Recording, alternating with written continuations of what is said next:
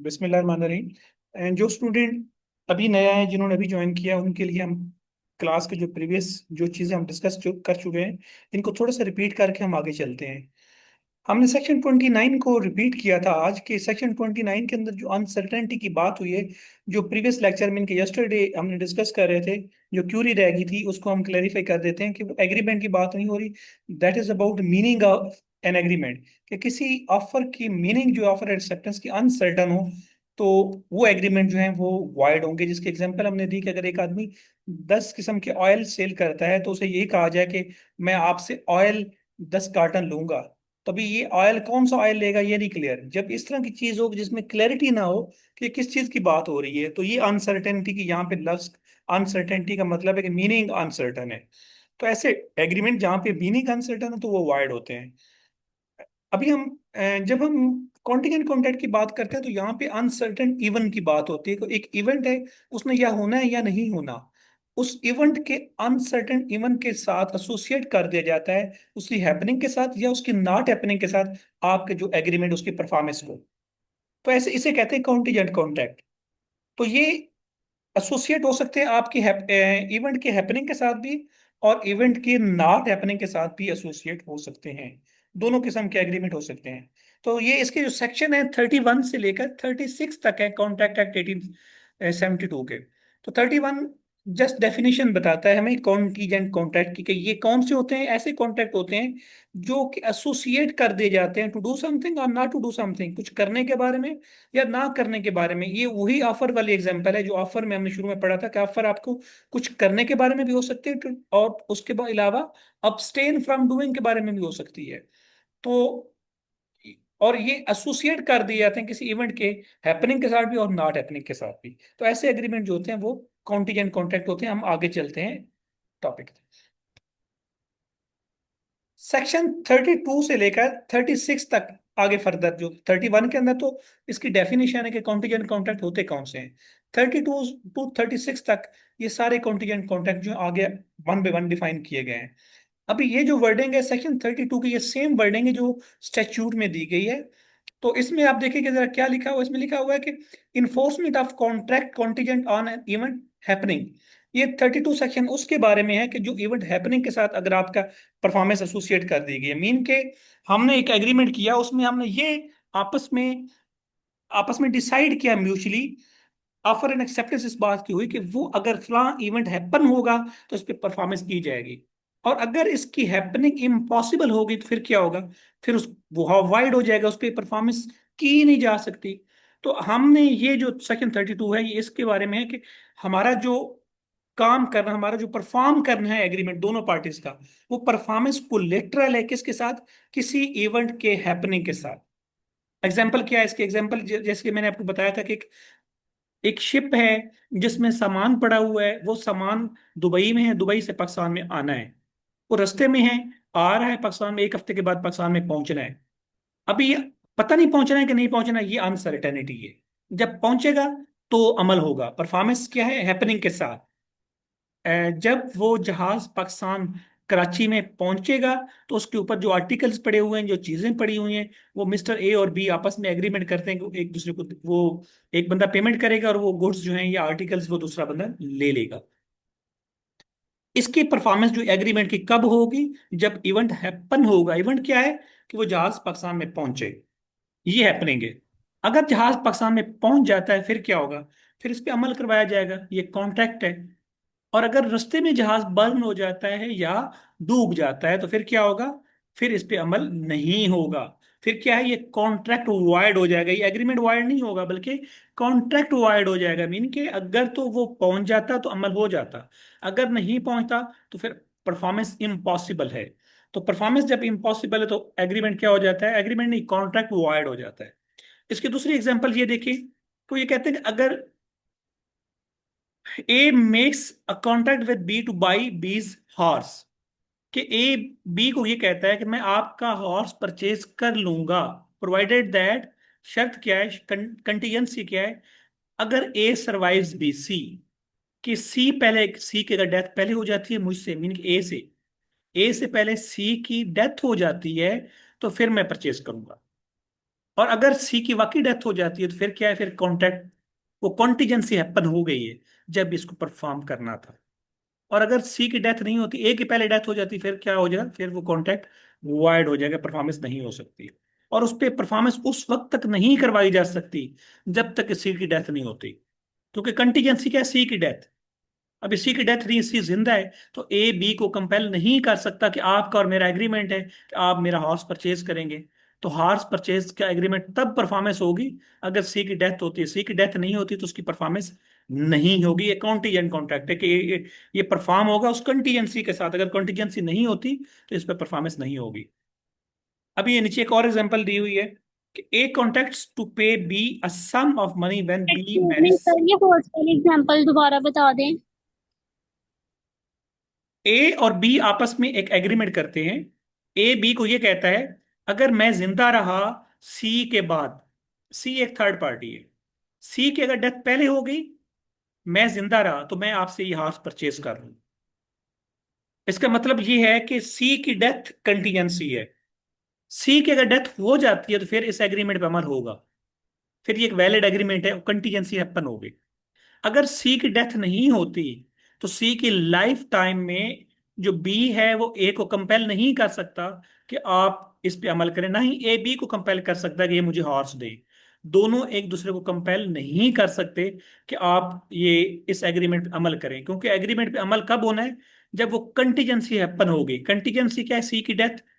सी की डेथ तो हुई नहीं है, तो सी की डेथ नहीं हुई तो अमल नहीं होगा। सी की अगर डेथ हो जाती है तो फिर इस एग्रीमेंट पे परफॉर्मेंस होगी। इसे कहते हैं contingent contract on event happening. अभी दूसरी एग्जांपल एक देखें। A contract to pay B a sum of money, कि ए बी को ये कहता है कि मैं आपको कुछ पैसे दूंगा अगर बी सी से शादी कर ले। बी को कहता है आप अगर सी से शादी कर लोगे मैं आपको इतना पैसे दूंगा। सी की अगर डेथ हो जाती है बी से शादी किए बिना, तो फिर क्या, फिर ए तो बी के साथ शादी, सॉरी बी तो सी के साथ शादी कर ही नहीं सकता, क्योंकि वो इवेंट हैपन ही नहीं हो सकता, पॉसिबल ही नहीं है, क्योंकि सी की डेथ हो गई अभी तो बी सी से शादी कर ही नहीं सकता। तो फिर क्या हो गया, फिर एग्रीमेंट क्या हो गया, वाइड हो गया। वाइड के कॉन्ट्रैक्ट वाइड हो गया, एग्रीमेंट नहीं, कॉन्ट्रैक्ट वाइड होगा, क्योंकि इसके ऊपर परफॉर्मेंस अभी इम्पॉसिबल होगी।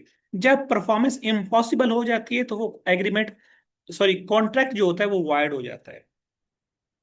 अभी सेक्शन 33 की बात करते हैं, नेक्स्ट जो इसके अगला सेक्शन है ये है, एसोसिएट कर दिया गया आपका जो एग्रीमेंट है वो किसी इवेंट के नॉट हैपनिंग के साथ।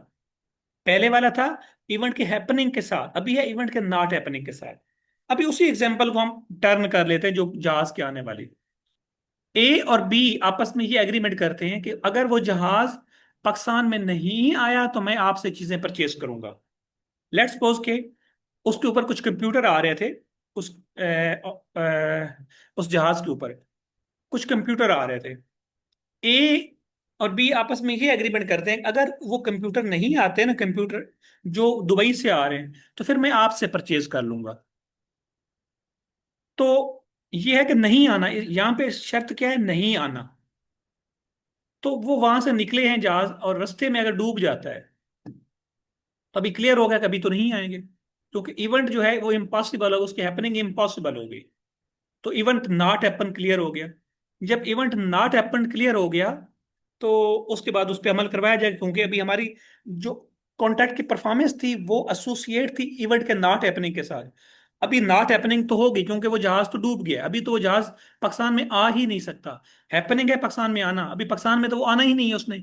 इसका मतलब पाकिस्तान में वो नहीं आएगा, ये क्लियर हो गया, उसकी हैपनिंग इम्पॉसिबल हो गई है।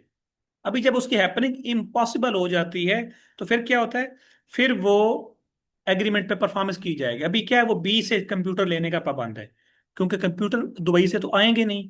अभी वो बी से परचेज करेगा। ये जो है कॉन्टीजेंट है, यहाँ पे नॉट हैपनिंग के साथ है। ये दोनों आप जो अगले 3-4 सेक्शन है वो अभी समझें।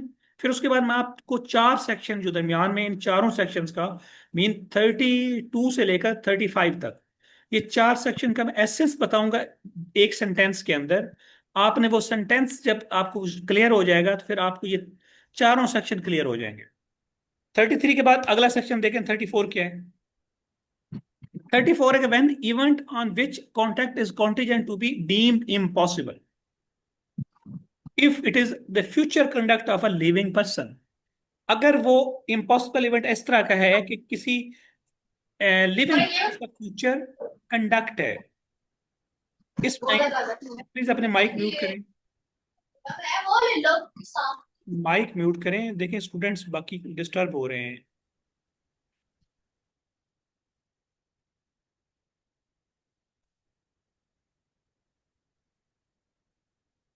If a future event on which a contact is contingent is a way in which the person will act at any unspecified time, the event shall be considered to be become impossible when such person does anything which renders it impossible. अब इसका मतलब ये कि किसी अगर किसी person के साथ, ह्यूमन के पर्सन के साथ, लिविंग पर्सन के फ्यूचर कंडक्ट के साथ एक एग्रीमेंट को एसोसिएट कर देते हैं और वो इस तरह का अमल करता है कि वो अभी वो काम होना इम्पॉसिबल है। मैं इसको एग्जांपल देता हूं। अगर ए और बी के दरमियान में ये एग्रीमेंट होता है कि बी जो है वो सी से मैरिज करेगा, वही बात पहले वाली, तो मैं आपको पैसे दूंगा। ये ह्यूमन कंडक्ट की बात हो रही है। सी अगर किसी और से शादी कर लेता है, सी की शादी, अगर सी लेट्स सपोज के लड़की है और उसकी शादी डी से हो जाती है, तो इसका मतलब यह है कि उसकी जो सी की शादी डी से होना है, उसने ए और उसने बी से सी की शादी इम्पॉसिबल कर दी। ए और बी के दरमियान में ये एग्रीमेंट हुआ है कि बी सी से शादी करेगा तो मैं इतने पैसे दूंगा, और सी अगर आगे शादी कर लेती है, किसी और से कर लेती है, तो इसका मतलब ये होगा अभी सी जो है वो बी के साथ शादी नहीं कर सकती। तो यहां पे उसका जो कंडक्ट है, सी का कंडक्ट, ये शो कर रहा है कि अभी बी और सी की शादी नहीं हो सकती। तो इवेंट क्या हो, तब क्या हो जाता है वो एग्रीमेंट, अभी ये परफॉर्मेंस होगी इसी वक्त, परफॉर्मेंस सॉरी ये वाइड हो जाएगा उसी वक्त, क्योंकि ए ने बी को तब पैसे देने हैं अगर वो बी सी से शादी करेगा। तो अगर सी ने आगे शादी कर ली, अभी ये इस पे परफॉर्मेंस नहीं हो सकती, क्योंकि बी ने सी से शादी करनी नहीं, जब करनी नहीं तो ए उसको बी को पैसे नहीं देगा। यहां पे ये, अच्छा इसमें एक लाइन अगली ये भी है कि इसी के अंदर आखिरी लाइन पढ़िएगा, render it impossible that he should so act within any definite time or otherwise then under further contingency। अभी देखें फर्दर कंटीजेंसी, लफ्ज फर्दर कंटीजेंसी पे फोकस अगर करें, इसका मतलब यह है कि अगर सी जो है वो डी से डाइवोर्स ले लेता है, या सी जो है डी की डेथ हो जाती है, डी की अगर डेथ हो जाती है या सी डी से डाइवोर्स ले लेता है, तो उसके बाद तो सी दोबारा बी से शादी कर सकती है। एक्चुअली ये एक फर्दर कंटीजेंसी है। ये इसका मतलब ये सेक्शन 34 का, अगर फर्दर कंटीजेंसी का हम वेट ना करें तो फिर हम देखें तो ये इम्पॉसिबल है। तो जब ये इम्पॉसिबल हो जाता है तो उस पर अमल नहीं हो सकता। ये 34 है। इसका मैं एसेस आगे जाकर आपको बताता हूं। 35 के दो हिस्से हैं, ये एक स्लाइड ये है और एक स्लाइड ये, दो अलग अलग स्लाइड्स हैं। जो 35 की पहली स्लाइड है, इसको देखें। When contract become wired, when contract become wired which are contingent on happening of a specified event within a fixed time। शुरू में अगर आप पहला 32 को देखते हैं और 35 का पहला हिस्से को देखते हैं तो एक ही बात है, उसमें टाइम डिफाइन नहीं था, इसमें टाइम डिफाइन है। फॉर एग्जाम्पल हमने कहा था कि जहाज पाकिस्तान में आ जाता है तो मैं कंप्यूटर आपसे परचेज करूंगा, हैपनिंग की बात हो रही है। अभी यहाँ पे ये अगर ये लिखा जाता है कि एक महीने के अंदर अगर पाकिस्तान में आ जाता है तो मैं आपसे परचेज करूंगा।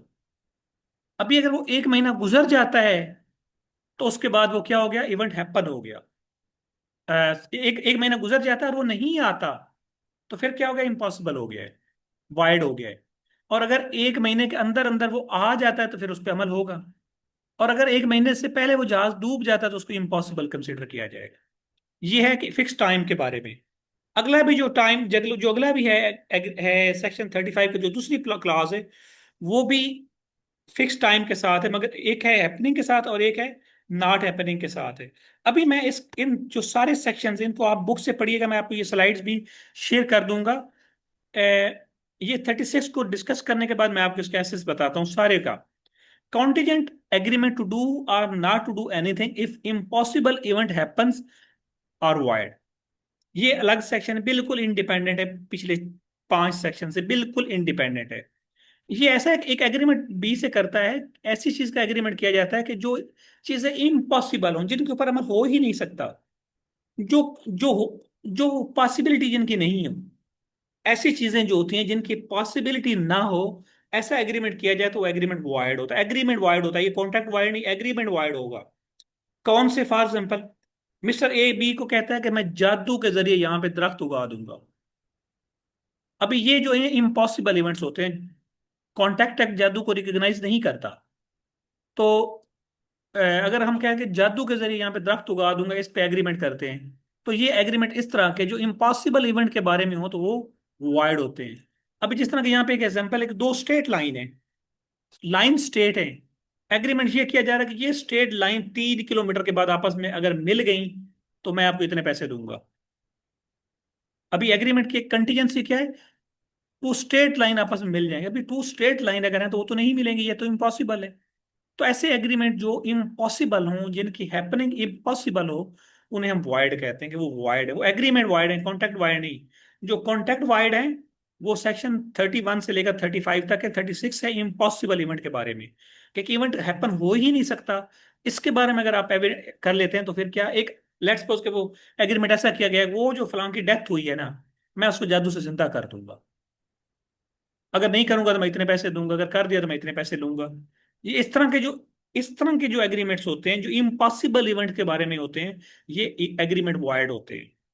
अभी जरा एसेंस की तरफ आते हैं, जो सेक्शन 31 से लेकर थर्टी खाना नहीं खाया फाइव आपने तक अपने? हैं। इनका एसेंस क्या है? हाँ। ये माइक अपने म्यूट करें। तो वही ना सेट हो जाएगी। अनम, आप अपना माइक म्यूट रखें। अनम, अनम, आपको मेरी आवाज आ रही है? प्लीज अपना माइक म्यूट रखें। चले। अच्छा, इसमें एसेंस ये है, ये चार सेक्शन जो दरमियान में है, 32 से लेकर 35 तक, ये एक्चुअली इवेंट के हैपनिंग के साथ एसोसिएट हैं या नॉट हैपनिंग के साथ एसोसिएट हैं।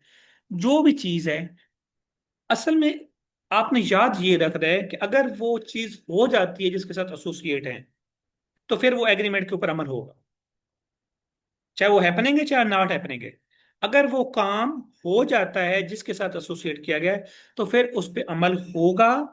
और अगर उस काम का होना इम्पॉसिबल हो जाता है तो फिर उस पर अमल नहीं होगा। यही एक लाइन है पूरे के पूरे कॉन्टीजेंट कॉन्ट्रैक्ट की। दोबारा मैं बोल देता हूं, एक ऐसा इवेंट जिसके साथ एसोसिएट कर दिया गया है आपका कॉन्ट्रैक्ट की परफॉर्मेंस, अगर वो इवेंट हो जाता है, चाहे वो हैपनिंग थी या नॉट हैपनिंग थी, वो जो भी थी, अगर वो इवेंट हो जाता है तो फिर उस पर अमल होगा।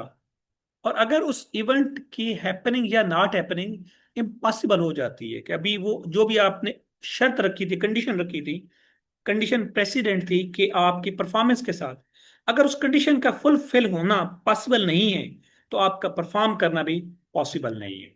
सिंपल सी वर्डिंग है, सिंपल सी चीज है। कॉन्टीजेंट कॉन्ट्रैक्ट बहुत सिंपल है, इवेंट की हैपनिंग के साथ एसोसिएट हैं।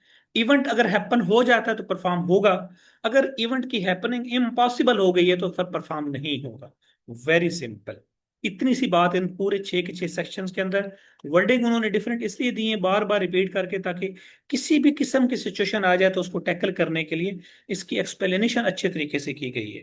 अदरवाइज मतलब यही है कि इवेंट की हैपनिंग के साथ एसोसिएट है, हैपन हो गया तो परफॉर्म होगा, हैपनिंग नहीं होगी तो नहीं परफॉर्म होगा, इम्पॉसिबल होगी तो फिर उस पर परफॉर्मेंस नहीं होगी। सेक्शन 31 to 36 कॉन्टीजेंट कॉन्ट्रैक्ट अभी हमने पढ़ लिया। अभी हम करते हैं 5 मिनट की ब्रेक, और 5 मिनट के बाद आप लोग दोबारा इसी लिंक से ज्वाइन करके आइएगा। उसके बाद दोबारा हम ब्रेक कर लेंगे। मगर अभी हम 6:50 हो गए हैं, 6:55 पे दोबारा आए आप क्लास में, फिर हम 15 मिनट की स्टडी करेंगे। ठीक है? अल्लाह हाफिज।